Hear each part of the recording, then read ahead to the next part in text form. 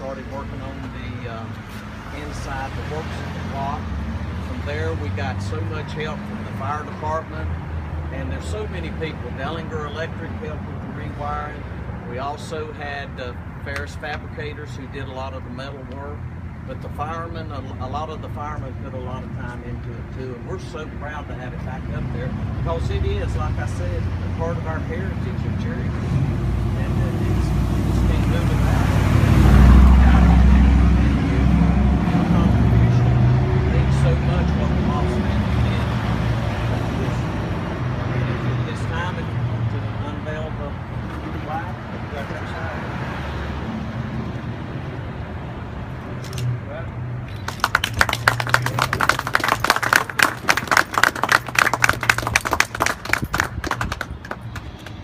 McClintock Clock is dedicated to memory of Mayor Ezra V. Moss Sr. and Mayor Aaron V. Moss, whose service and commitment to the citizens of Cherryville will be forever remembered and appreciated. Year 2015.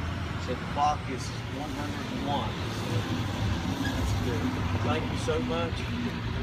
David, Mr. Nancy, thank you so much. Mayor, may I add a comment? Sure. On behalf of the city staff and citizens of Cherryville, thank y'all. You two individuals that carry on the legacy of these two individuals that had the heart of Cherryville in their heart. And what was good for them was good for Cherryville. What was good for Cherryville was good for them. And Cherryville is a better community because of these two individuals and their legacy that they've left here today. Thank y'all for your continued love and contributions to our community. Me and I'll just say that when they first approached us about this, Mom and I, we just said, Dad, that's what he'd want to do. Yeah, that's what we decided we need to do. Well, you think about things, and I don't want to take everyone's time, but you think things in your community, in your town, they're never noticed. Right. People live and die, and they're never noticed. Clocks are taken down, and they'll never be noticed. But Mayor Aaron and Mayor Ezra, they lived and they were noticed and they made an impression. The clock was taken down and it was noticed when it was taken down. She's back up to stay, and even though the city is looking at a buyer for this building, it is conditioned the sale of this building because that clock remains. And this plaque. And the plaque. We made sure the plaque was part of it also in our last council meeting. Part of the downtown beautification program. The clock is part of our branding. That's right. So it is embedded in this city in so many ways. Now, can I say something? Oh, absolutely. I had to write mine down. I just said our town clock is died, and it is beautiful. It's back home. I want to thank the city and each person who had a part in restoring the clock, placing it back in its home place on the Cherryville National Bank building. This was a city-wide effort, headed by Jeff Powell and Alvin Harper, Baker,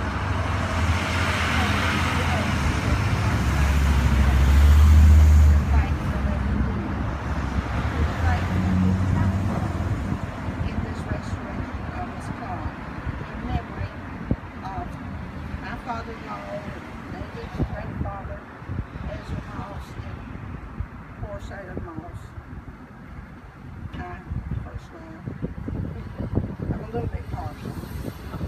They worked at this building a long time. And, oh, David wanted me to tell you, said, Mama, tell him I had to wind that clock every Friday. That clock, I tell you, it was okay unless it stopped. And maybe a lot of people don't know there was a miniature clock, just like this one on the inside of the building. You had to go and set each. And that's You had where to you go set the 15 big one. minutes and let it go through its chimes. And all the way around so you got to the right time. Yeah, it lasted 9 days. I usually made a point to do it on Friday afternoon, but if I forget, I'd get everybody more than stop. He was in trouble. It was a mess.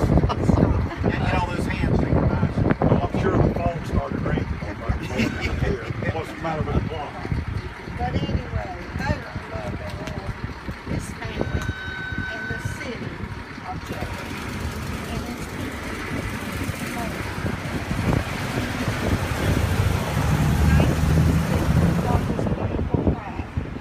I was speechless when I saw it. I think they thought I didn't like it. They said, well, do you like it? And I said, well, I just wasn't expecting anything like this. I said, I was just speechless. Thank you so much from the bottom of our hearts. Thank you.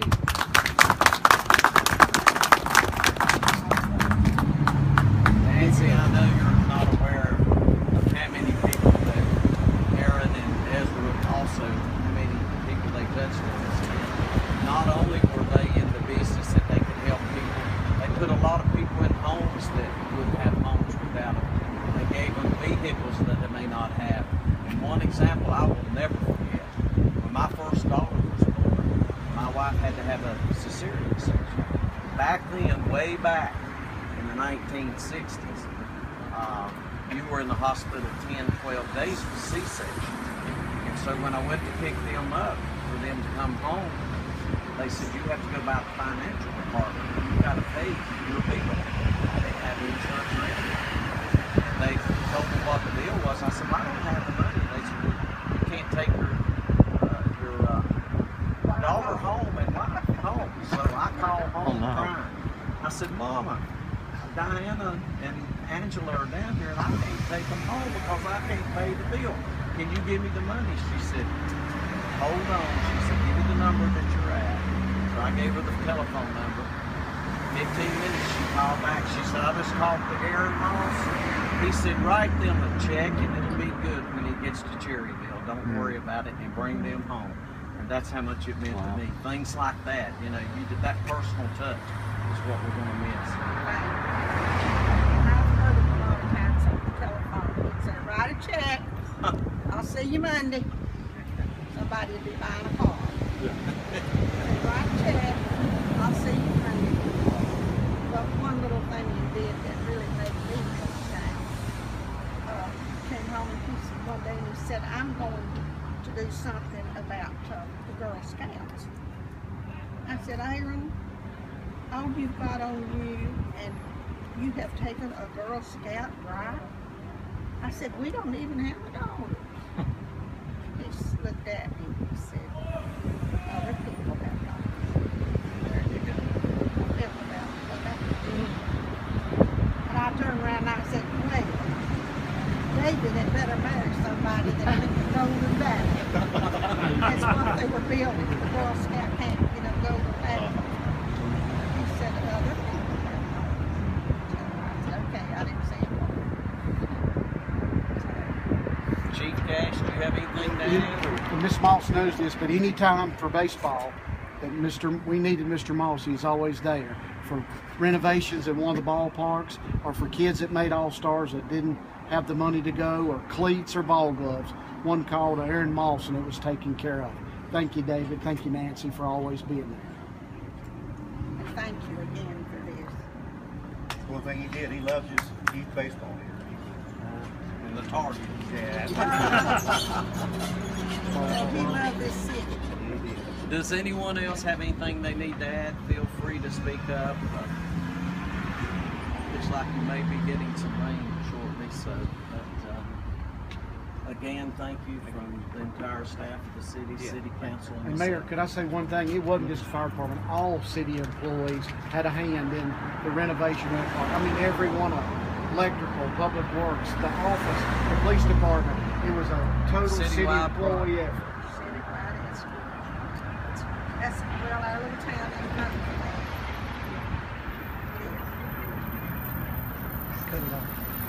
Okay. We'll keep in touch. Thank you. Thanks for that. Thank you. Thanks for being here. Yeah, we came last Friday. I read it last week. We saw you out here and we were thinking, I hope that it's just that they have family in town and they're not thinking it's this Don't blame me. Okay. Oh yeah, I had in my beer, you know. The girls up front were calling me, the Moss family's gathering out here. This is next weekend, and I said, oh yeah, it is.